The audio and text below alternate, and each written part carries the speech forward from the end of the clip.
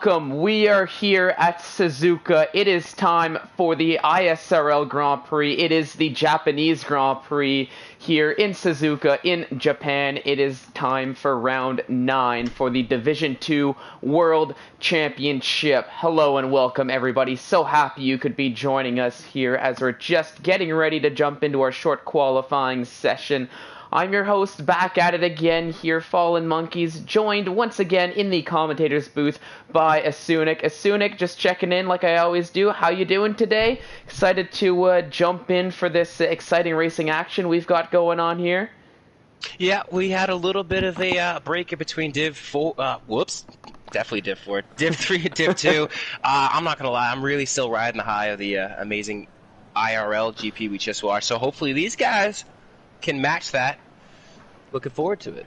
Oh, I'm looking forward to it as well. And Asunik, I'm going to be honest, given what we've seen so far through the entirety of the Division 2 World Championship, given the race we had matching it, I think they could come close, given what we've seen in Division 2 so far. We've had our fair share of really exciting races, but I do have to agree, even I'm still riding that high after that race. So exciting to watch, and I do hope that, like you said, these Division 2 drivers can meet, can match that. And look at that, we've got a Red Bull and a Mercedes, the first two drivers to leave the pit lane. They're really starting off well, it seems, and it looks like this is the outcome I'll be honest, I was hoping for. Red Bull ahead of the Mercedes, but here, I won't drop too many spoilers of the IRL Grand Prix in case people have not seen it yet. But it's going to be KTM Sweden leading the way in the Red Bull. I believe reserving once again for Vito, I've not seen him. I've not seen him either, so I do believe he is a reserve. I'm not seeing Vito anywhere on my list of drivers, so I think once again, Vito not here for the Grand Prix. Unfortunately, leaving some points on the board for his Drivers' Championship hopes, but hopefully, for my sake at least, KTM Sweden might be able to have a good showing for the Red Bull team and bring out some Constructors' points in their fight in the Division 2 World Championship. But who is, bring me up to speed here, It's Nazareth, so now we're going to we got It's Nazareth alongside Chris Nirazu. This is, I'm not sure if that's Cruz with the name change. I don't know, but I don't believe that that's Cruz in the Mercedes as we're used to seeing. yeah, I believe, if I recall correctly, Nazareth, I think he's got a seat in Division 4, and I know he's been showing a lot of pace in Division 4, so I think Jordan gave him the shout, time to show what he can do on Sundays in that Mercedes, and we'll have to keep an eye out on Nazareth through the course of the section. But I do believe he is a Div 4 driver, and now reserving here in Division 2 for Cruz, who I didn't even notice he wasn't there, but now that you mention it, yeah, no Cruz on the Red Bull, in the Mercedes, as I'm riding on board with the Red Bull as he's taken us through the first lap here, the first qualifying lap, a purple Sector 1, obviously, through that S section.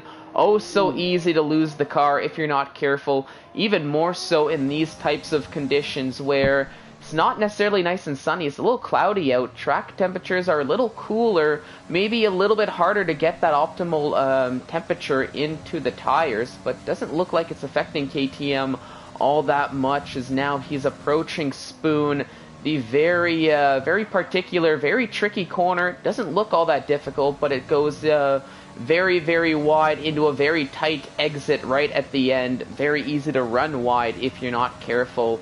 Now, of course, down the end of Sector 2, around 130R, takes it full speed, full throttle, as you would expect, and into a very hard chicane braking zone here. One last corner, you see the pit entrance hugging the inside line as much as he can, and that's a 127.7 for the Red Bull driver, immediately beaten by Simi, and immediately beaten by Nole or Mivako in the Ferrari, a 126.8 on the softs. is the new time to beat. But actually, as I say that, Nazareth in the Mercedes going fastest, a 126.7. So here early on, Nazareth really making a case for that seat in Division 2 as he's fastest of the times overall. His teammate Chris Nerazzurro 128.4, Kurt Valletta into the 130s for his first time, but I don't think that one's too representative of his pace. Given what we know about Kurt Valletta so far, what we've seen in Div 4, and what we've seen here in Division 2 as well, as he was racing last week. Now, let's see what the AlphaTauri can do. Irish New Potato on the medium tires as he's about to finish a lap. Oh, definitely not a lap to remember for Irish New Potato. Living definition of a banker lap there.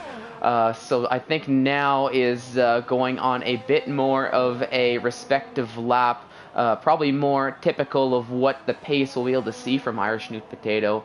And not crazy to see him on the medium tires. I know he and Dark like to do these alternate strategies, but we'll have to see how that'll play out for the AlphaTauri and even the Red Bull driver, who has yet to leave to set a time.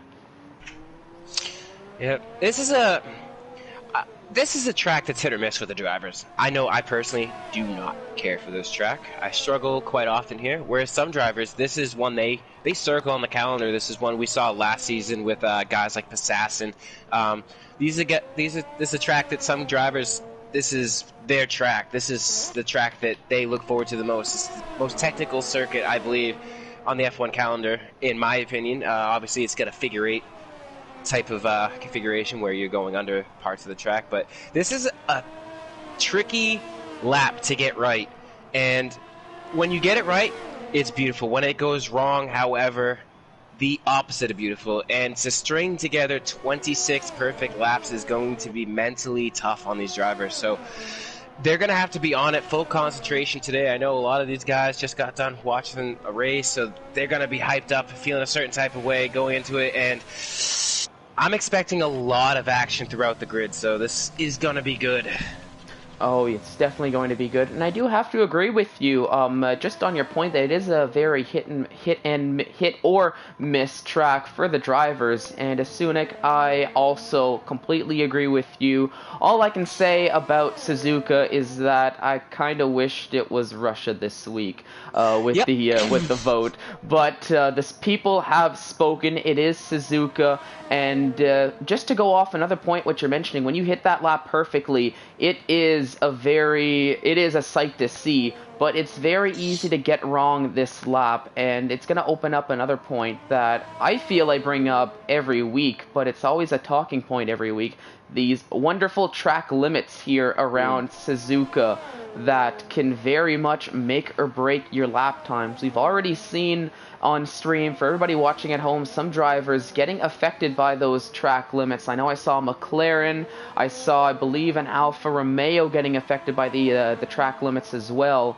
Now, in qualifying, it's not necessarily the end of the world. You do lose out on your lap, but it can be, depending on when it happens, it can be more awful than not. But here in these early stages, it's not the end of the world. But it's some of these parts where if you go a little bit wide, I can say from experience, I was just driving under a formation lap, a safety car, and I touched the grass going in a straight line, and I was in the wall and just confused. This track is not forgiving. If you extend, the track will slap you for it. And sometimes it can lead to maybe just minor wing damage, just a little bit of a spin, or it can result in much worse, as in retirement, losing the suspension on front or rear wheels, as we've seen over the course of the weekend so far. So you're going to have to be on it. Oh, definitely. And also time penalties once we get near to the race, which in a way is the better of all outcomes. You're not losing the car, you're not taking a spin, you're still in the race.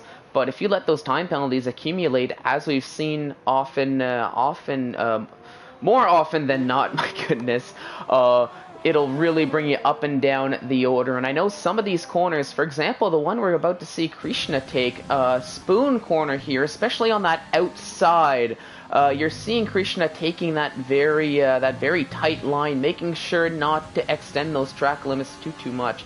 Because that's outside corner of Spoon, I know just from what I've seen on my own practice, what I've seen even in Division 4, and I'm sure Division 3 experienced it as well, where if you just go a little bit too wide on the exit of that corner and spoon, it doesn't even feel like you need to have all 4 tires off the track. It seems like you just get 2 or 3 of the 4, and you get dinged with that warning. You get dinged with that 3-second time penalty. Another one is turn 1, where you're going in very quick. You're gradually slowing down. It is very easy to go wide, especially on the exit. And that can equally be another corner where we might see drivers having some issues in handling these track limits. But with 8 minutes to go, it's Nazareth sitting on provisional pole, with Krishna coming back here this week with another strong outing. And I just noticed Krishna matched the lap time set by Nazareth. They're both sitting with a 1:26.780, and Cohen right behind with a 1:26.785. So the top 3 separated by 5/1000ths of a second here, and this is going to make things really exciting for the end of qualifying. Here comes Simi setting a 1:26.3. I just noticed Nazareth beat his time a 1:26.1. So right as I'm flaunting these gaps, they go ahead and take them away from me. These drivers are, but I still think it's going to make things exciting for the end of the session here. And Synchro setting a purple second sector, so he might be on a flying lap as well, an absolute flyer of a lap.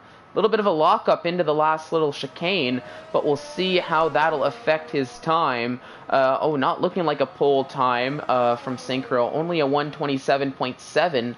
But seems to have a lot of pace in Sector 2 to Synchro in that racing point. So something to keep an eye out as this qualifying and as the race plays out. It's really close at the front. That was really awesome to actually see, like 3 cars separated by 5 milliseconds. But obviously things have changed since that. But I mean, Krishna and Cohen still separated by just that small margin, so... Yeah, I think Cohen might just be on a lap now as well. Yes, he is on a lap.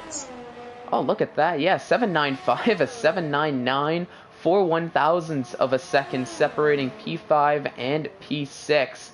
So it's crazy to see all these times, how close they are together.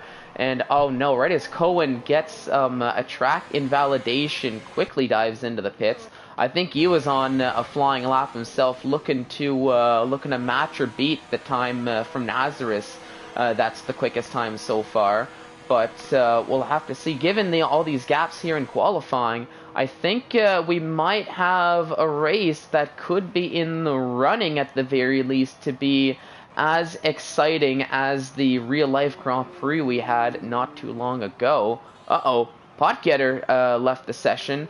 Internet connection issues, I believe, for the Haas driver. Hopefully that can get sorted out in time for the race.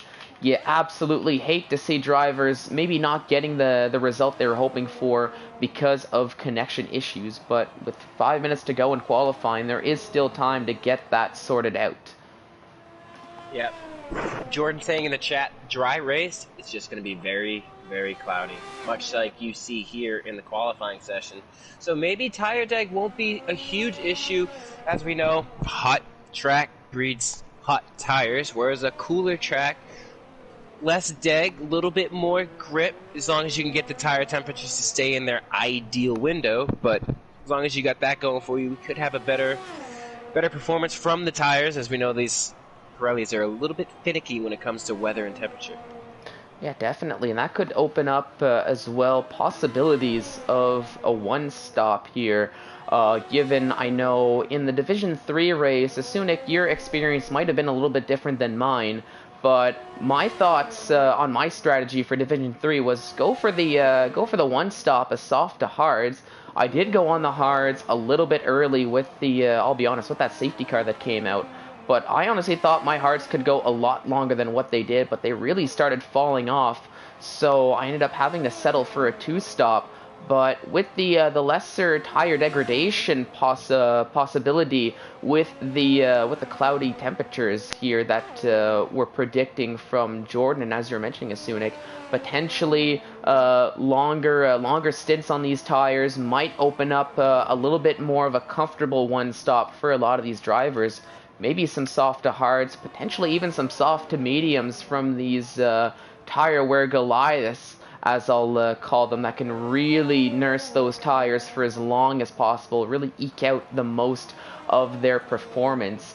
As Irish Newt Potato crosses the line in second, just a little bit slower than the time set by Nazareth. It's 128.184 for the AlphaTauri driver, but still the 126.138 is the time to beat, as we're getting down to the nitty-gritty now of our short qualifying session. Nazareth leading the way, Irish Newt Potato in second, Simi rounding out the top three, and Mivako sitting in fourth after just putting his time on the board. Invalidated his lap that he's on now if he was looking to set one. So going to have to dive into the pits and maybe not have enough time to get one last lap in before the end of the session. Now we're seeing the last of the late runners come out now, get ready to set their lap times. It's a long out lap here.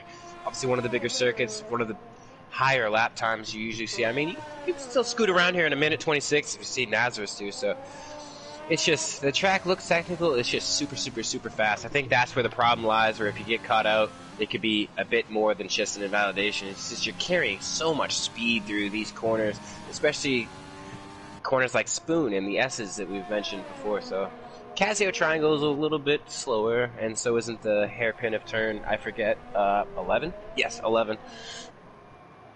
Yeah, and I will say too, it's a bit of a flowy track, if I'm gonna be honest. Where especially in Sector 1, where I noticed myself, it's something I've noticed in just about all the races I've watched here in Suzuka, where if you nail that, let's say that first corner in the S's, you're practically set up and good to go for the rest of that entire sector.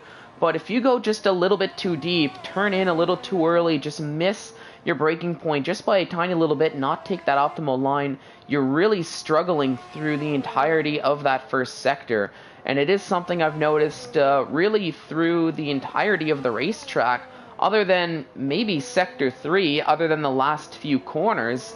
You really got to make sure every corner seems to set up your line for the next corner. So if you mess one of them up, you're kind of not really in that position you want to be in for a lot of these, for a lot of the track and a lot of the laps.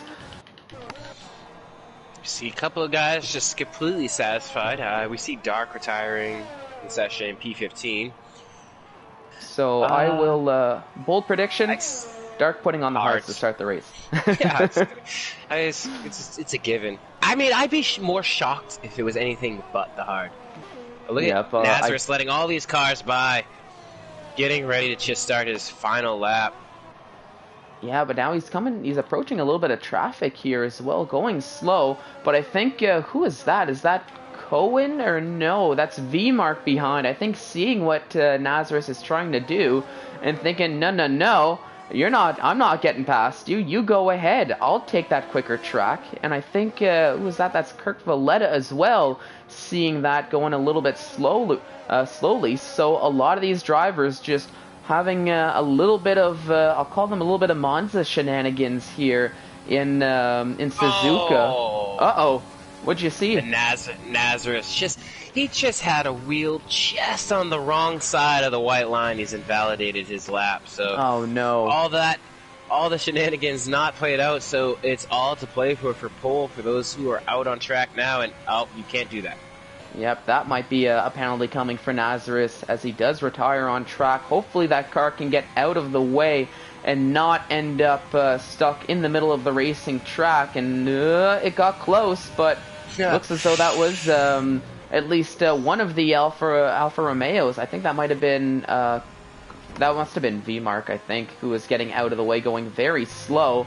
That's not going to be a map. Let's go back to Mivako, to Nole, who's on the soft tires, on a flying lap right now. And since qualifying is over, we'll see, can anybody knock off the time set by Nazareth? Let's take a look and see, once Mivako hits the end of Sector 2, just approaching 130R now, what's the sector time going to look like compared to his previous lap? See, nearly half a second up. Oh my goodness, that was Krishna. That was a little bit going for an adventure into 130R, it seemed. Definitely not on a lap. What's Mivako going to do? Simi didn't improve as he crossed the line. Mivako up into third, but not quick enough. And I think unless V-Mark has anything to say about it, which definitely he doesn't, I believe that's the end of qualifying. Yes, Krishna diving into the pits. So, crucially, that mistake from Nazareth didn't prove to be too costly, as it's still going to be the Mercedes on pole, with the Alfa Romeo, or not the Alfa Romeo, the Alfa Tauri of Irish Newt Potatoes starting in second on the front row of the grid right alongside him. But it got close here at the end of qualifying with these laps, and it is Mivako rounding out the top three. And I'm looking at these lap times: 126.13, 126.18, 126.22, 126.39, 126.42. So between the top five, very, very close. And I think I saw two drivers in the midfield that had the exact same time as well, right before the timing separated. So it's gonna be an exciting race if these times have anything to say about it. Yeah. Look at that. Yep, so just to take us through the grid here, it is Nazareth on pole, as mentioned, in the Mercedes, Irish Newt Potato in second, Mivako Ernole in third in the Ferrari, Simi in fourth, Laparta in fifth, his teammate Potgetter ends up in sixth, Krishna in seventh, Kurt Valletta in the Williams in eighth, Cohen in ninth, and his teammate V-Mark rounding out the top 10, separated by what looks to be 1/100th of a second, the Alfa Romeos. D-Mort's in 11th, Ephraim in 12th, KTM in 13th, Synchro in 14th, Dark rounding out the top 15. Michael Fierez, Jordan, Chris Nerazzurro, and Mats take position 16 through 20th on the starting grid. Oh boy, and this is the best part of the race right here coming up. Got to be tentative into turn one. Got to be, because it's so fast, it flows. You get one guy that nicks the bottom of the track and the curb there. It's gonna just slide him up. Just got to avoid all of that. Yeah, you do have to be tentative, but I do have to speak out of experience. You don't want to be too tentative into turn one, because if you're too tentative, the likes of which yours truly had done last race, you're equally not going to end up in a good spot, because you're just going to open the door to let all these drivers through and just give them a gap you're not necessarily trying to give. So you do need to find that fine line as Ephraim hits that button first.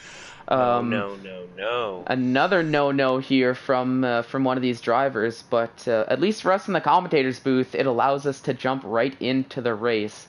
Oh, I love it. No, yeah, that's the thing. I'm not going to complain. It's less, I'll be honest with everybody, a little bit less filler we're going to have to put in here. We can jump into what we want to see and what I'm sure everybody watching at home wants to see, which is now as a driver, yep. Yeah, that's the thing. If this happened about a couple hours ago when I was in that Red Bull seat, I would be furious. I'd be fuming, which I was. In my defense, I was fuming in the driver's seat when it did happen, because the timer was already there by the time I loaded into the race. Unfortunately, we had a lobby restart, so we got our time back at least, and we got a little bit more of a 5-minute relaxer before we had to get on with the race. As a driver in the seat of this race, I can emphasize the fact that I want to get going and get it over with, but also at the same time, I don't want to. I don't want to do it. It's grueling. It's a grueling race, and a lot of these drivers are just going to be, as Jordan's already said in the comments, held in the pits, couldn't put a proper lap in. This is going to be a long race. Yes, Jordan, it's going to be a long race. Oh, it just depends on your outlook on how it's going to go, but I feel for you. I feel for you. I feel that. Oh, I definitely feel for Jordan as well, but Jordan, if you're watching the stream, the one thing I can also mention is that it may or may not be a long race for 18 other drivers on the grid, as it's just the 19 drivers and these walls and the track to tend to. And I'll be honest, it's not exactly like Baku or the Azerbaijan Grand Prix, but I feel this is one of those tracks where it is you against the drivers, but it's also you against the track. So I will say it here on the formation lap, maybe to scare it away. I do predict a safety, at least one safety car here this race, just given what we've seen so far and what Suzuka tends to bring. I have this weird feeling of a safety car within the first few laps of the race, but hold calls from myself in the commentaries booth. I mean, I can't say I disagree. I really can't. And hey, just as we predicted, everybody on a soft or medium, except for ISRL Dark, who will start on P15 on the hards. So he's looking to go long.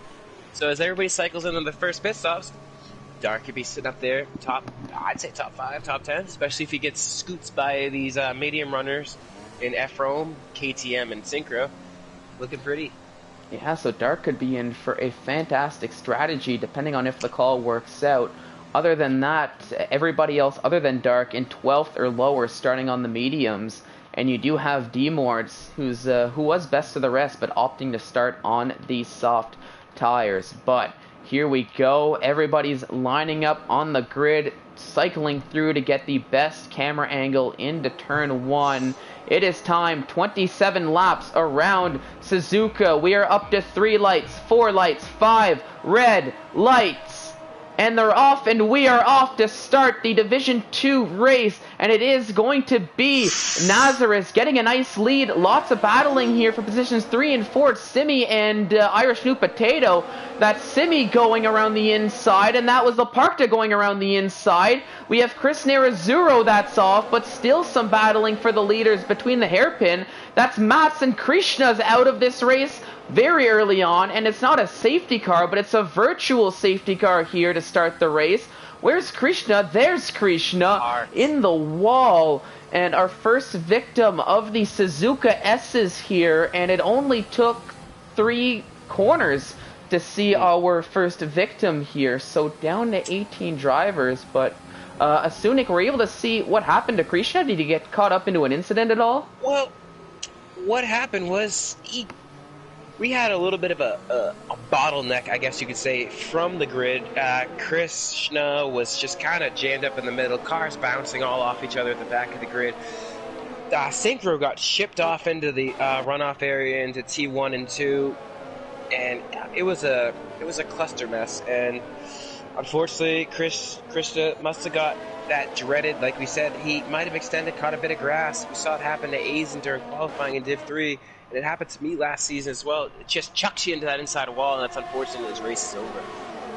Yeah, really unfortunate, but it is the life of a racing driver. Sometimes it goes well for you, sometimes it doesn't. But we're back to green and already seeing some hard battles here. A little bit of 2x2 action between Irish New Potato and Simi, and then right behind it was Laparta and Kirk Valletta looking to make moves. I think we've got a huge battle here in this midfield potentially, unless my camera angles are playing me. A little bit of ghosting here as it normally does. Kirk Valletta and Laparta going side by side here, it seems. V-Mark getting involved in this battle, as it's Kirk Valletta and V-Mark, excuse me. Looks like one's ghosting the other, but I don't believe that to be the case. Oh no, Kirk Valletta going wide, and he's now needing to get back on track. That's Dark that's going to get by. Is Ephraim going to get by? Potentially, no.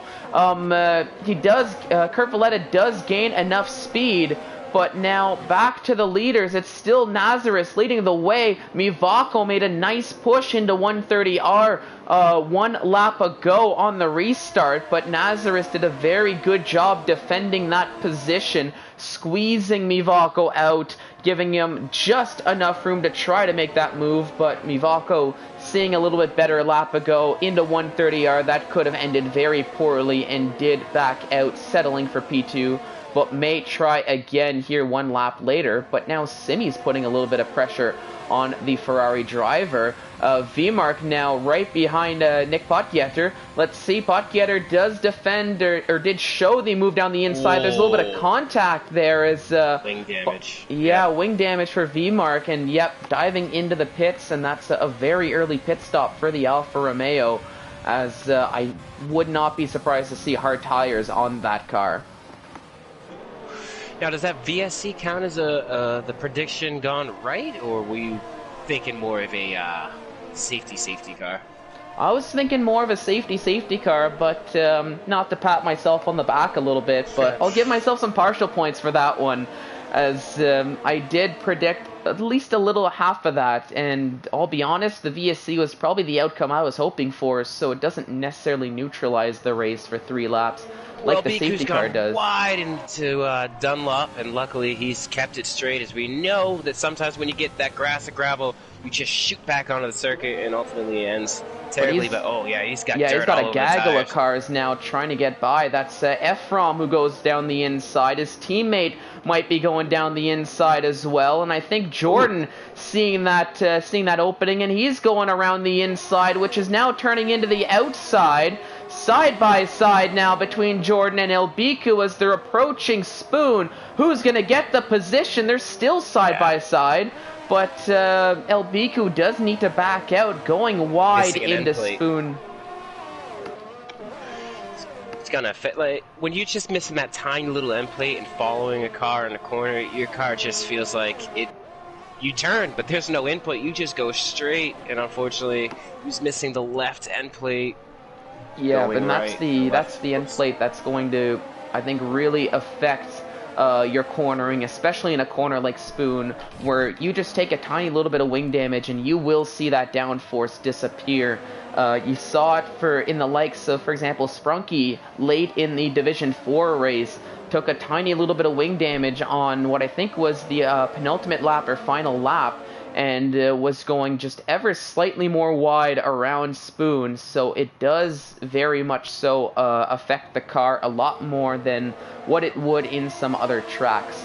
But here I'm seeing Irish New Potato putting some pressure on Mivako. Oh no! Uh-oh, what happened over here? Jordan was going for a fantastic move into the Degna, and Ephraim just cut him off. Not sure if Ephraim didn't see him or anything, but no space given by the Renault driver to the AlphaTauri driver there. He's going to have to regather the momentum, as Ephraim's missing an end plate, and as we discussed, pretty much Ephraim's out there driving a Mack truck compared to the prestigious. It's a different feeling, you know. You discussed the end plate. The end plate, like I said, you're driving a lead sled, and someone behind you is still driving an F1 car. Yeah, well, that's the thing, and I think Ephraim was just doing all he can to try to keep Jordan behind, but from what you're saying, it almost seems like it might have been on the border of what you can and can't do, just from what I was gauging there, to say the least, but we'll see how all of this, we'll have to see how all that plays out. But now Ephraim taking a pit stop, I think he's going to get that wing change. So Jordan gets by. Oh, Simi goes into the grass, and now Mivako got forced into the dirt, into the S's because of it. Just had nowhere to go as Simi was getting back on track there. But that was very close to disaster for both of these drivers, if I'm being honest. Right into turn 1, right around where we saw Krishna go off very early in this race, only 4 or 5 laps ago. But for now, still Simi in 3rd, Mivako, who is running well, back down into 4th, and Irish Snoot Potato back up into 2nd after being, I believe, what was in 4th, not having the start he was hoping for. Really picking it up here, but not a lot of overtake, not a lot of ERS to use. But crucially, out of the positions 2, 3, and 4, it is Mivako that has the most. Nazareth not with too much ERS to work with either. And just on the note of ERS, Sunik, your experience may have varied compared to mine, but I did feel as if this track was a very high ERS wear type track. It always seemed as though I was running out of ERS more than I was able to recover ERS, and I think early on here, some of these Division 2 drivers are starting to notice that as well. Well, my experience was that I pit like 15 times, so like I had a lot of it. But yeah, no, to further your point, I've noticed in practice sessions throughout the week, it's very hard, because like I said, it's a very fast flowing circuit. There's not a lot of heavy braking zones that you can really think of besides the Casio Triangle and, of course, Turn 11. Those are your only hard braking zones on the circuit. Like we see the Degnas 1 and 2, you're pretty much just ripping through these as fast as possible. It's really hard to regain your energy, so you have to use it sparingly. You have to be smart with it. it's a tool, and you have to use your tools accordingly.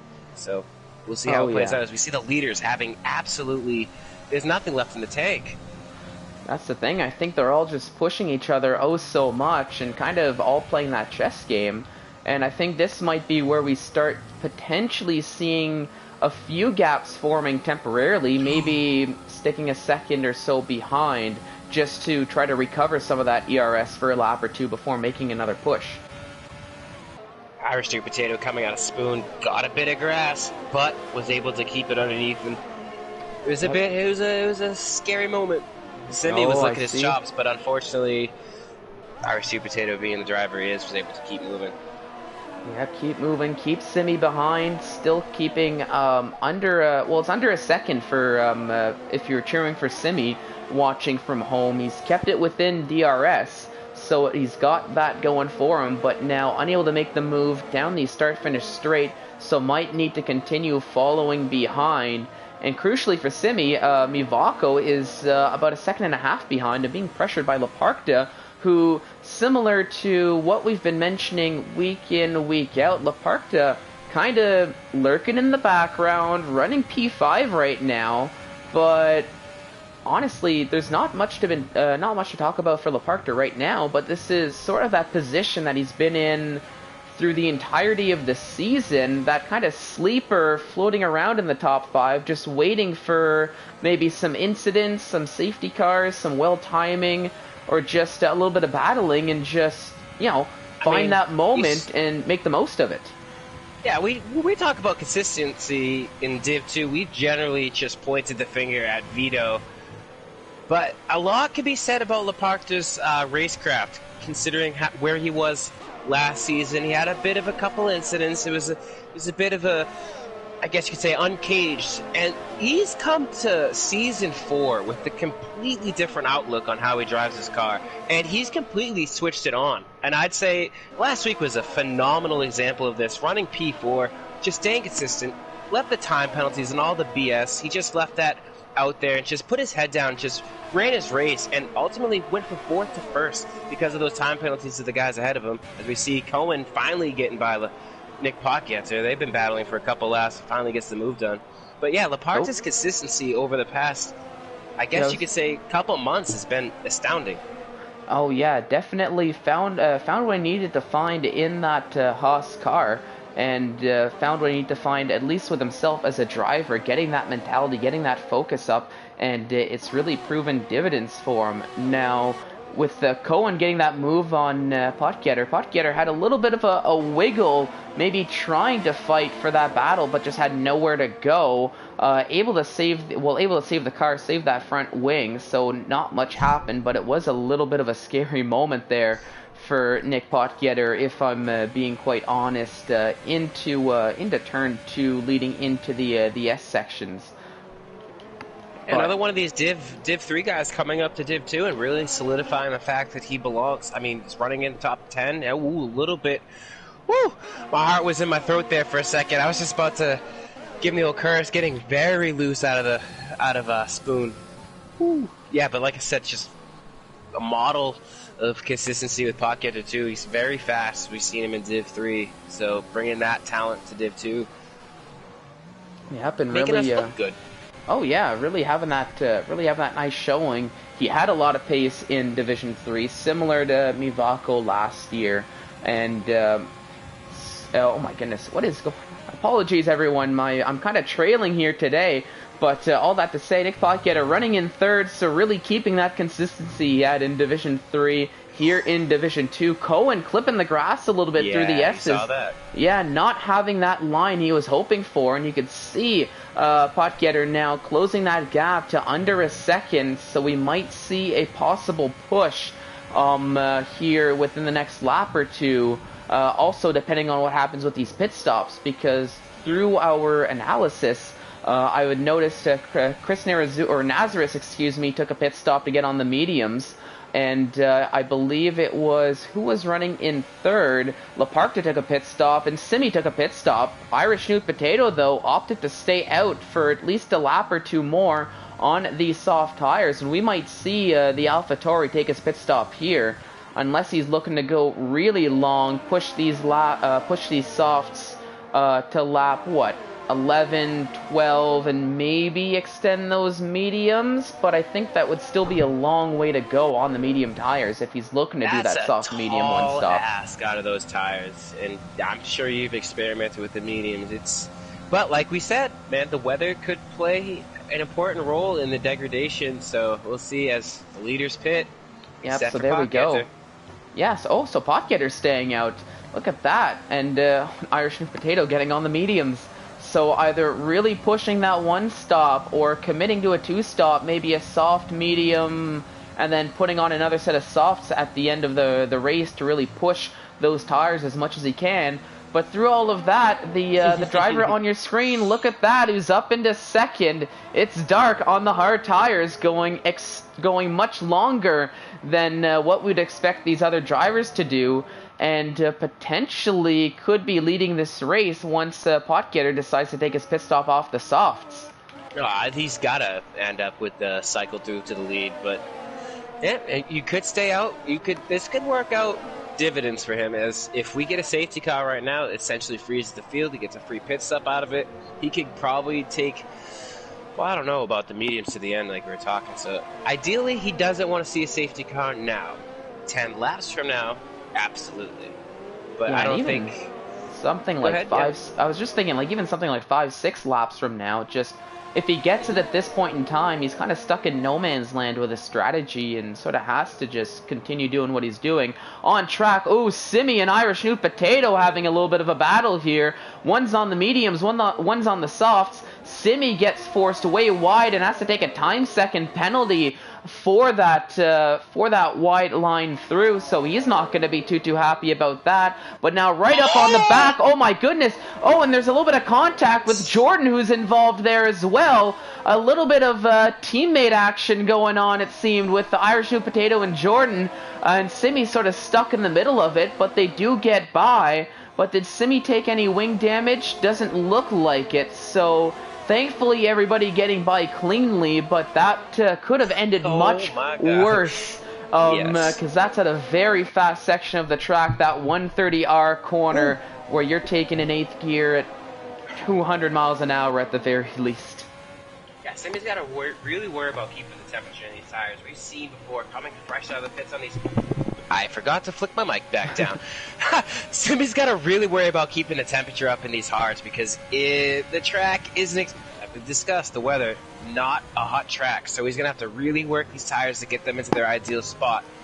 And this car is going to be very oversteery. He's going to get a lot of wheel spin, so he's just got to keep it. We've already seen a little bit of an issue where he's just kind of losing the rear here and there, so he's just got to settle down, and he's got to race these tires. He's obviously going to be able to go longer than his competitors in front of him due to the tire strategy, so he's just got to settle in and just, yeah. Yep, we'll see. While you were making your point, sorry, Laparta got a moved on Chris Nerazzurro, trying to work his way back up the grid. Now Laparta finds himself behind the Ferrari of Mivako. But with Mivako, I think he's trying to get a run on Jordan himself. Jordan staying out a little bit longer, running that medium tire strategy, similar to what we're seeing Mats do.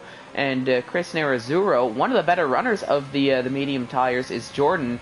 But I think, Mivako having to go a little bit wide there on the exit, but does get the move done on Jordan to get up into 6th, and now does see that Williams of Simi in his distance, but just a matter of having to close up time, as now we're starting to see these fresh medium tire runners starting to get some overtakes done. Nazareth practically right up behind Mats now, who is right behind Dark. So Dark is running much longer, but looking at the pace Nazareth has on these medium tires, and might need to take another pit stop. Oh no! Uh-oh. There it is. Oh, virtual safety car. What happened there? Let's go through the order, I guess. It's a crash at 130R. It's going to be hard to get an angle as the drivers are all the way back into Spoon. So. Oh, and that was that's El Biku. That was Michael Fierez in the in the McLaren, who had an accident. maybe, I'm not too sure if he took a pit stop or not, maybe just feeling that wear a little bit on those medium tires, maybe clipping the grass, clipping the curb. Let's see, do we see that car? It's gone. It was gone right as we showed up there. But I was looking at where the dot was, right around where the DRS detection was. So maybe going a little bit wide on the exit of 130R and losing that back end. But it was just a virtual safety car. And Simi's been handed a drive-through penalty, which he's going to take right now, and he got it slowed down in time. Oh, that's going to hurt. Yeah, that's definitely going to hurt his chances here for the podium, for the victory. As he's going to have to serve that, and it's going to make things for a much longer pit stop for Simi, unfortunately. But it is only lap 13 out of 27, so he does have time to push up the field if he wants to. Well, I mean, not necessarily if he wants to. I'm sure he does want to, but he does have time to make that push and have, I guess we call it a Checo Perez-esque performance here. And just maybe push for some overtakes and push for a driver of the day if he can get that done. Considering that I think everybody ahead of him pretty much is going to have to take some pit stops. We're seeing Laparta now overtaking Jordan, but Jordan putting up a good fight going side by side with the Haas. They're keeping a lot of room to one another there as they're approaching Spoon, but it is going to be Laparta on those fresher set of hard tires who does get the overtake done, I should say. Now he's behind Nole, behind Mivako, but now did Jordan get a move? Oh no! And that right as I switch over to it, that's Chris Nerazzurro out. That's D-Mort's getting involved, and that is going to bring out a full safety car. Crucially, right as Dark crosses the start-finish line to start his next lap, but that was a big crash involving Chris Nerazzurro, and like I said, D-Morts as well was involved in the racing point. You can see D-Morts, thankfully, with the safety cars, he's got absolutely no front wing on that racing point. That is definitely going to be a pit stop and not what D-Morts was hoping for after just getting on that fresh set of hard tires. Yeah, I was riding on board with D-Mats as soon as I saw the retirement, saw the calamity over there out of Spoon. Switched over to Mats. And Lord, D-Morts was sideways on the track and somehow kicked an end plate up, and it was just coming straight at Mats. And Mats, luckily, the cars were ghosts, and it was just a very scary moment for everybody involved. But this is going to play wonderfully into, oh my god, and Mats has spun it through the Dunlop curve under safety car. Oh no, really struggling. I mean, he did just put on those hard tires, so already those hard tires, they're going to be cold by the time you leave the pits. It is under safety car, so you're going a lot slower, but the counterpoint to that is you don't have any heat in those tires. So when you're going through the Dunlop corner and you're starting to put a little bit more, you're starting to carry a little bit more speed after the S's, it's the first time you're putting those hard tires really under that pressure under the safety car, and I think that might have been what happened to Mats. But that gave Irish Newt Potato essentially a free spot. Nazareth, I think he was just past the pit entrance as well, so he didn't pit. And Dark, who's still out on those 13-lap-old hard tires. Now, we're only at around the midway point of the race here, just past the midway point. Do you think Dark is going to take a pit stop here? Absolutely. And, mediums will absolutely go to the end of this race. Yeah, we saw a lot of these guys take softs to 10 laps, so I'm assuming that the mediums and the DAG are good. But Feral Fury in the chat tends to believe that Dark and Nazareth got screwed by the timing of the state. And Dark stays out? Dark stays out. Nazareth goes in. I don't understand. I think Dark is committing to his one-stop hard to softs. That's the only thing I can really think of. Or maybe feels that, like you were mentioning and like what Feral Fury had indicated in the chat, maybe Dark feels as if he got, so shafted under the safety car that he might as well just make that push on the hards, keep track position. Because look at Nazareth, look where he came out. All the way down in 14th. Yeah, no, maybe that is good from Dark. He's going to have to, I don't know, it's kind of like you said, it's a no man's land situation. He's kind of damned if he does, damned if he does. that's the thing, because everybody has a fresh set of tires other than Dark, but Dark has track position compared to everybody else on circuit. So Mats is in a good spot. yeah, Matt's in a good spot on those fresh set of hards. Irish Nude Potato, he put on a fresh set of soft tires, so he's going to be very jumpy here under the safety car restart is the AlphaTauri. But that big question is whether or not these tires are going to last until the end of the race, or if he's going to have to take one last pit stop, or really just live with the loss of pace oh my goodness, what is going on? Words are very difficult. Live with the loss of pace with the wear on those soft tires. Apologies to everybody watching at home. I'm not too sure what's going on with, with the head of Shea Monkeys today. Definitely feels like a monkey brain if I'm being honest, but I will trek on here like the drivers are and like we all need to do here under safety car. The tire situation is a strange one, but I mean, Jordan, Irish Nude Potato, pit under safety car, put on softs. So Josh is saying in the chat, he's saying softs go to the end from now on. So Josh is predicting softs can do these 12 laps, and I don't think. Yeah, he says easy 12 laps. Yeah, I mean it's not ideal, but I mean you'll be quick, that's for sure. Yeah, but safety car is coming in this lap, so all questions will be answered sooner rather than later. It is Dark leading the way. Irish Nude Potato following very closely behind. Saw right through that restart, it looks like. Are we going to see maybe a move into turn one from the AlphaTauri? Yes, we are. They're going side by side here. This could be a little bit dangerous. Dark having to take a little bit of curb, and very quickly Irish Nude Potato gets into the lead of this race on those soft tires. So for the AlphaTauri driver, the job's half done. Now he's got to make it to the end and hope there's no more pushing. But Dark really showing a loss of pace as he's now got Mats right close behind, and this whole string of cars from what's basically Mats all the way down to V-Mark, I would say, trying to get by. But here comes now Nolemi Vaco going around the inside of Mats on the medium tires. So that's Vaco up into third. Is Leparcta going to try to make a move on Mats to go up into fourth? Going around the outside, which is turning into the inside of Spoon, does get the overtake done as Mats is struggling for temperature, struggling for grip here on those hard tires.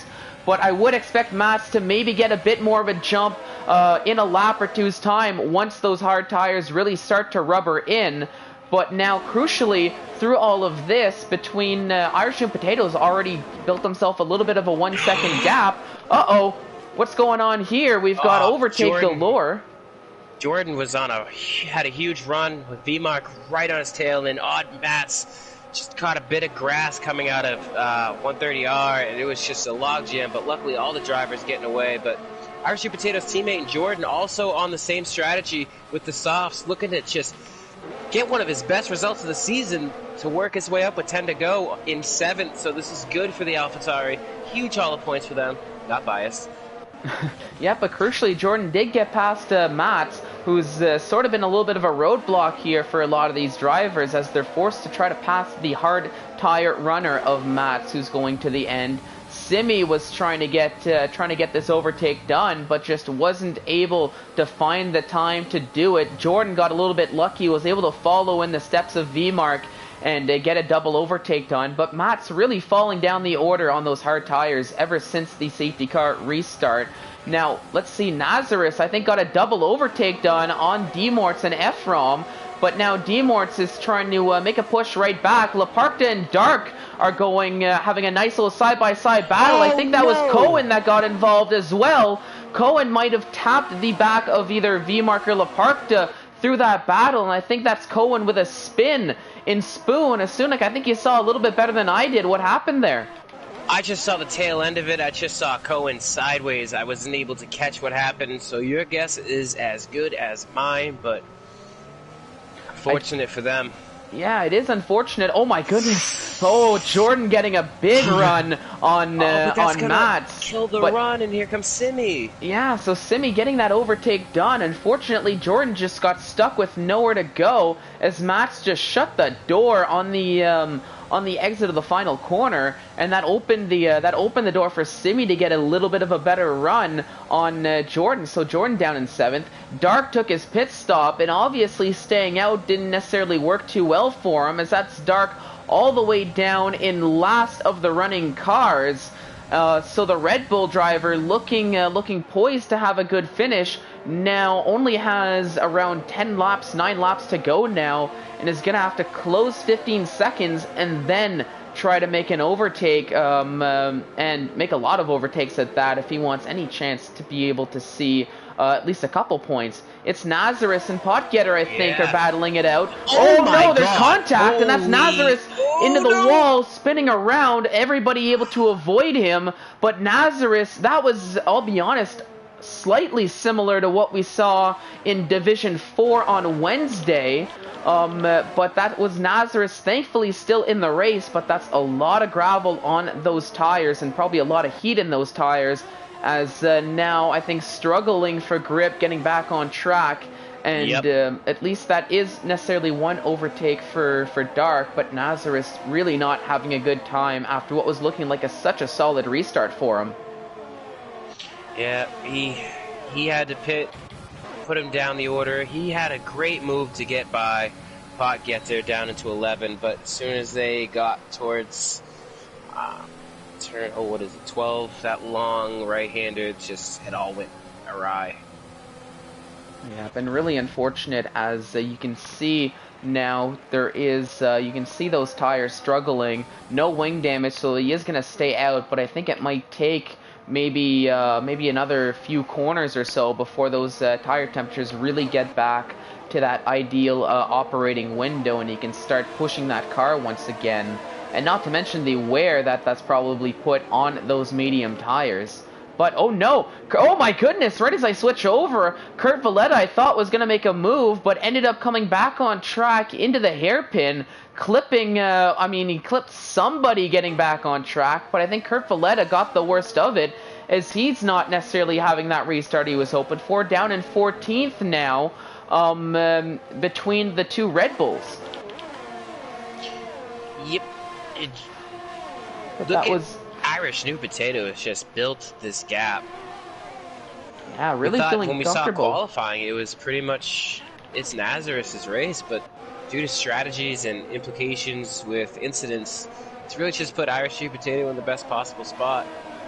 Yeah, and Irish New Potato just really feeling comfortable, it seems, on those soft tires. Got the overtake done, and he was able to let everybody else essentially battle it out, and really just build that gap like he needed to do, and it's paying dividends for him here. But we've got a little bit of battling here on track, as it's Synchro, Cohen, and KTM Sweden getting involved here. 3 cars that were battling it out into turn 1. I think Cohen got a double overtake done, and he's up into 10th as he's trying to trek his way up the order, looking to close up to the other racing point of Demorts, who's currently holding on to P9. But this is a little bit of what the safety car did, brought everybody close together, and it's just opening the door for a whole bunch of battles. We have a yellow flag in through all this whole portion of Sector 3 and Sector 1, but I think that's just the car of Kurt Valletta retiring in the pits and just heading towards the exit ramp, or the I guess the off-road, to be towed away rather than being towed into the pit garage. Yeah, he's already he's set his sights on Abu Dhabi in 2 weeks' time. So, like I said, this track has a way of just breaking you as a driver.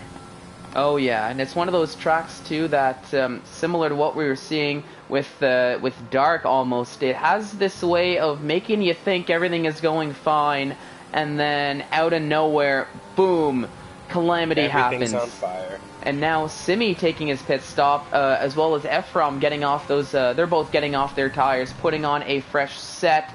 Jordan, I believe, just either overtook Demorts or held on to that P7 against Demorts. I think they were close to one another. Went by down the front straight. Oh, okay, that's what that was. So it's Potgetter up into 6th, so Jordan falling down into 7th. I saw the arrow, but wasn't quick enough to see what direction those arrows were pointing. Yeah, what a great midfield battle we're treated to every week with these guys. It's never going to go one driver's way, it seems. It's just always these dudes just picking each other apart and just trying to get these technical overtakes done. So D-Morts, Cohen, Synchro, KTM Sweden, Dark's a further way back, but these guys from Nick Potgetter down into, I'd say, like 11th, are all just can go anybody's way here. So well, that's the 6 thing. to go. Nobody, yeah, 6 laps to go. Nobody giving anybody some breather room. I'll be honest, the driver who's in a decent position that has the most amount of breather room is Irish Newt Potato, who's, to be fair, only a 4-second gap to Mivako, as now D-Mort's trying to make a run on Jordan, going into into that final chicane there, goes a little bit deep, but makes it work for D-Mort's, as that's the racing point back up into 7th, Jordan down into 8th, and is going to have to watch out, because here comes Cohen. Not much overtake to use, but showing a lot of pace, just unable to close enough of a room to warrant making that lunge down the inside, unless he absolutely wanted to send it. But that normally doesn't end too well on the inside line. So Jordan's safe for now, but I think Jordan is starting to feel those soft tires wear just a tiny little bit on him, as it seems as though these medium tire runners are starting to catch up a little bit more than what they were doing just a lap or two ago. Yeah, I was going to mention that. It seems like Jordan's really struggling with the softs, whereas his teammate is quite the opposite. He's thriving on these tires right now. He's pulled almost well, I say that and he goes wide and spoon, but he's pulled almost 4/10 just on Mivako in this one lap, so quite the opposite feelings for the softs between these two drivers.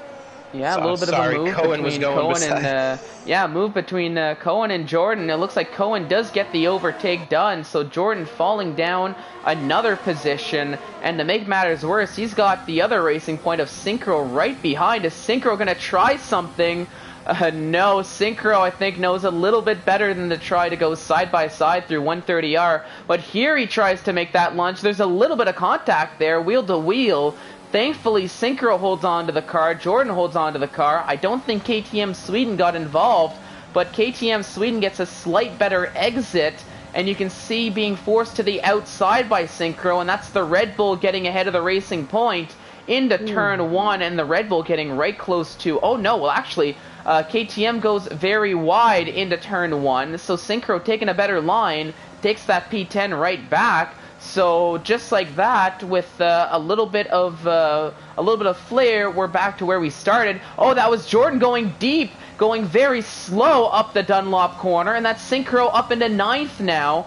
As like we were saying, I think Jordan really starting to feel that wear on those soft tires. You saw that slight tank slapper from Jordan on the corner right before the hairpin here, and I think. Is Jordan, do you think he's going to go to the end, or do you think he might just take one last pit stop to try to push for possibly a fastest lap? I think you do have to go to the end now if you're Jordan. You're kind of stuck. Kind of committed to.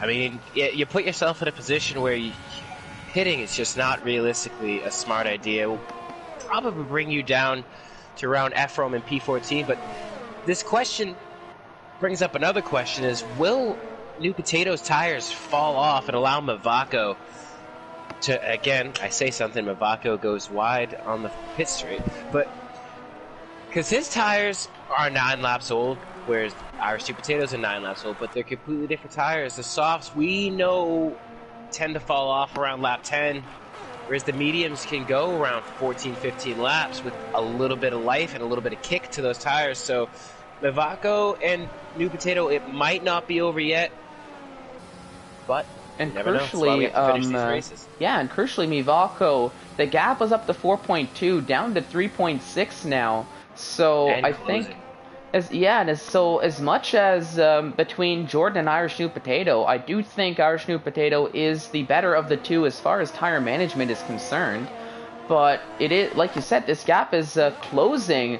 It seems lap after lap. So maybe not necessarily too much wear, but I think now we're starting to see that changeover period where the mediums are starting to be the quicker tire compared to the softs. But now this also opens up that question of, it's a 3.5 second gap for Mivako, and he's got 3 laps and 3 laps and less actually to get this overtake done. So will Mivako be able to close up enough and have enough time to get this overtake done before the end of the race? Or will Irish Snoot Potato just be able to hold on for long enough to get this victory here? But I think we'll find out as we've got 2 or 3 laps to go now. Starting lap 25 out of 27 of the Grand Prix. Now, on your screen, I'm keeping an eye out on those gaps to the leaders, but we have Demorts sticking behind Nick Potgieter. I think Demorts trying to get an overtake done. We saw about a lap ago they were going side by side, more or less right around through this section here, but did settle single file as it was Potgieter who held on to that P6. But now, let's see, Demort still keeping close, but falling just a little bit behind. Crucially, has a tiny little bit more ERS to work with. That's a yellow flag. That's Oddmats, who's in the wall, having a tank slapper on the exit of that corner. No way. Right before the Dunlop, not the Dunlop, the hairpin, excuse me. So that's Oddmats falling down the order on those hard tires he had that moment. So maybe some heat issue. And it's going from bad to worse now, as very slow out of the hairpin, and that's Jordan getting past. He's in the grass now, letting some other drivers through. Oh, he has no front wing. Absolutely no front wing, but at the front of the grid, we can see Mivako. Mivako can see him. He can see it, much like we saw in real life earlier. It's going to come down to these dying stages. If these tires don't jump off a cliff here, it might be too much for Mivako, but he's giving it everything. He's down to 8% ERS, obviously gaining a little bit more back in the corner there, but he is throwing everything he can to try and catch that AlphaTauri. We'll keep an eye out on that as the gap is closing lap after lap. Demorts got the overtake done on Nick Potgieter to go up into 5th. So, for Demorts, step 1, done. Question 1, can you make the overtake? Yes. Question 2, grow that gap. It's not a question, but can Demorts do it anyways, as he's got to make a 3-second gap to Potgieter. My life is complete. Thank you for that, Eric. It is absolutely my pleasure. I saw the opportunity and just had to take it. But I'm going to keep an eye on that. But I do want to follow these front runners here now. It is a 2-second gap. I'm riding on board with Mivako, and I'll be switching between, I think, the top 2 as we're getting close.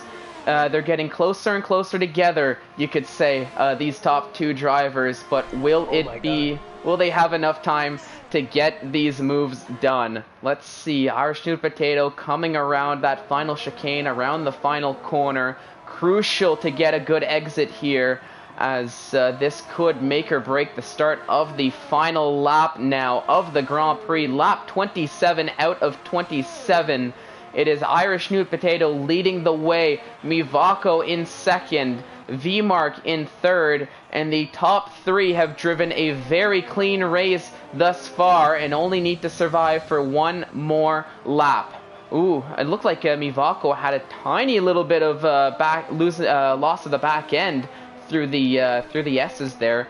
Dark making an overtake on Jordan, so Jordan's strategy really falling off at the end there, as we were mentioning, down in 11th. Oh, it's so close for Mivako, but I don't think he's going to get there. Again, there's only 1 DRS and a huge lockup into the hairpin that's going to hurt him severely. Yeah, you see what that. A masterclass drive by Irish Snoot Potato on those tires. No, Josh called it. Josh said these tires could go to the end, but it just didn't seem plausible at the time. Yeah, that's the thing. Like, I didn't think it was going to happen for Irish Snoot Potato, but once again, the Irish driver proving me wrong time after time after time, doing what seems to be, making what seems to be the impossible possible, and only has to survive for a few more corners now, as here comes Mivako trying to make that lunge, but definitely too far off. and it looks as though if he can survive it, a little bit of celebration it is. The AlphaTauri of Irish Nude Potato taking the victory here in Suzuka. It is Mivako Nole coming in second, and the Alfa Romeo of V-Mark ending up on the podium in third as the rest of the grid gets sorted out. Laparkta, Nick Potgetter, P4 and 5 for the Haas drivers. Solid showing for them. Demortz in 6th, Cohen in 7th, Synchro in 8th. So a strong finish from the Racing Points as well. The Red Bulls come 9th and 10th back-to-back. KTM Sweden and Dark, with Jordan still getting some points, coming in 11th. Simi, after not having the end of the race he was hoping for. I know we were probably hoping to see Simi battling with the likes of Nude Potato and Mivako up in the lead, but it is a 12th position for the Haas driver there. But my goodness, what a race that was! And I need to get your opinion, Asunik. Back to what we were saying at the beginning. As exciting as the IRL GP we had right before this. Oh yeah, absolutely. I mean, you could see if I do not think that Irish Sweet Potatoes could have gone another 2 laps. They were pretty much either on the cliff or starting to fall down towards the ground, because that gap was 4 seconds. We saw Mivako slowly take it away, but we also saw Mivako losing pace and grip there too at the end. So fair play to the podium. Congrats too. Let's get these guys in here. Let's talk to them. Definitely, I'd love to get the input, what these drivers were thinking after that. But I do have to say, I do think maybe Mivako's tires started to fall off right at the end as well, which could have been the cause for some of those mistakes in the last few laps. But there we go, one more time through the grid.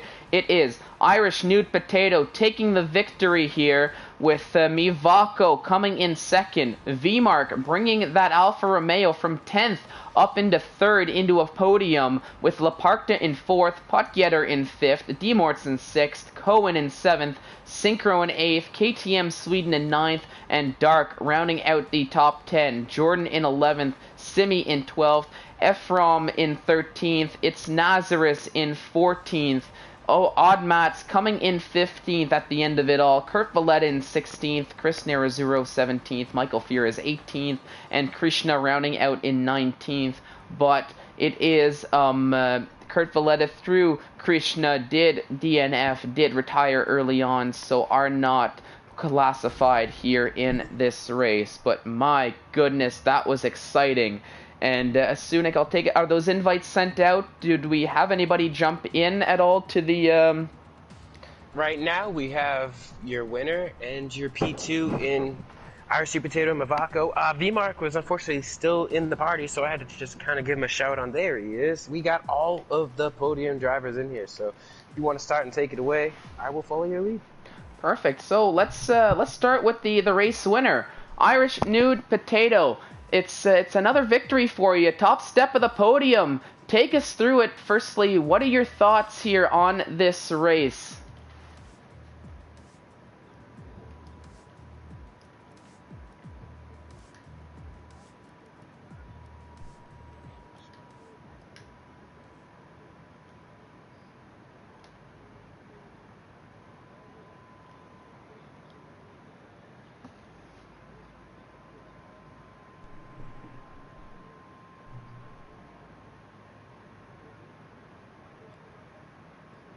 Mm-hmm.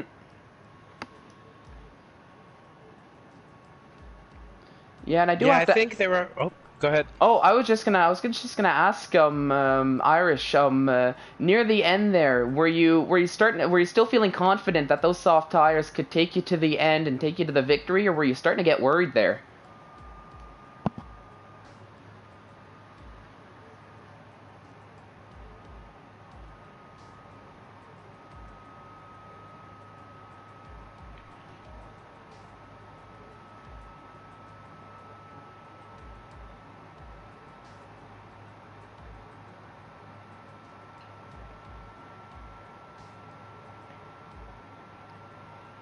Worked out for you there. I'm not sure those tires would have lasted another 2 laps.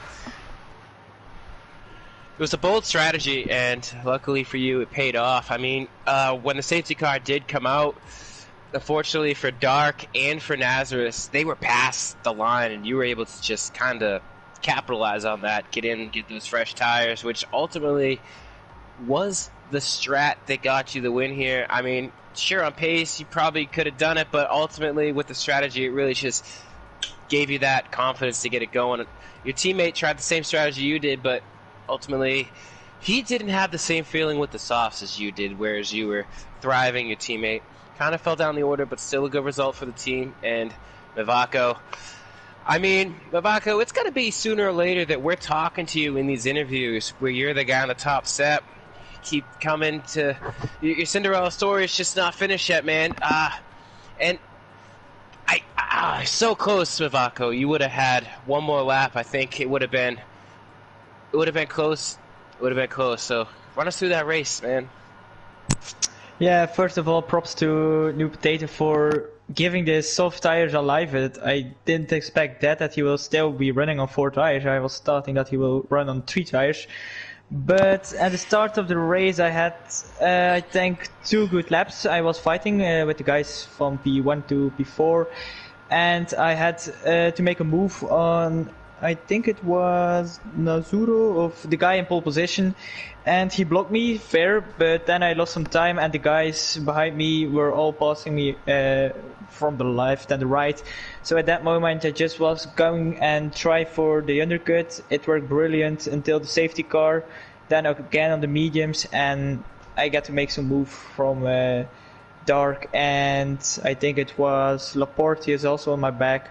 And on the last lap I saw that I was closing into New Potato, and also V-Mark was closing on me. At some moment I was looking behind and I completely ran into the grass, so it was a good race but intense race. Yeah, that looked mentally strenuous, as Japan always seems to bring the table. I mean, at least it was dry. It could have been worse, man. You guys could have had to run around that track in the rain. I wouldn't wish that on my enemy. But nonetheless, thank you for that race. That was amazing to watch there. And as you said, V-Mark, P3, he was closing there at the end. Gap was holding around 2 seconds, 1.8. And then right around 2 to go, it was putting the pressure on a podium that is well deserved by all of you. V-Mark, run us through it. Oh man, what a race. That was one heck of a race. I had absolutely horrible qualifying. I spun on the last lap and got wing damage, so I couldn't finish my lap. So I started P10, but lap 1, I just tried to muscle my way through everyone. Got to P7, unfortunately did get wing damage as well. So I was at the back of the grid, and just from the back of the grid until that safety car came up, I just muscled my way through everyone. It was a great race. Yeah, certainly your race is one that we can highlight with a nomination, a tip of the cap for Driver of the Week. I mean, you started P10, you had that wing damage, I believe you got back into, who was it, Jordan in the back, immediately dumped in the pit, and it was damage control. And when you say damage control, it's usually like, oh, let's get points, but I mean, this dude shows up and says damage control, puts it on the podium, and that's huge. That's huge points for the team. And that was a massive drive. Keeping track of your progress throughout the race, obviously, being the co-com, you can see a little bit more. You were, like you said, muscling your way through it, and that was fantastic to watch by everybody. We went into it asking if we were going to see what we saw in the real life GP, and you guys did not disappoint. As always, Div 2, you guys seem to put on some spectacular shows. I'm glad to be a part of it. So, I don't know if Monkey, you got any questions for these guys? Honestly, Sunak, I think you covered it, but just I do want to say one more time, congratulations on the podiums to all 3 of you guys. But I think this might just be where we're going to end off the stream. Thank you, everybody who was here for the post-race interviews, for your inputs. Fantastic insight on the race. And thank you to everybody watching at home as well. I do hope you enjoyed the action as much as we did. I don't know what it is about Sundays and fantastic racing, but I don't want that to change one bit. But if you did enjoy what you saw, you're definitely going to want to tune in about half an hour's time, where we are going to have Division 1 take their turn here around Suzuka, and if the races today are anything to indicate, you won't want to miss that one. But on behalf of myself, Asunik, and everybody here at ISRL Esports, thank you so much for watching, and have yourselves a fantastic evening.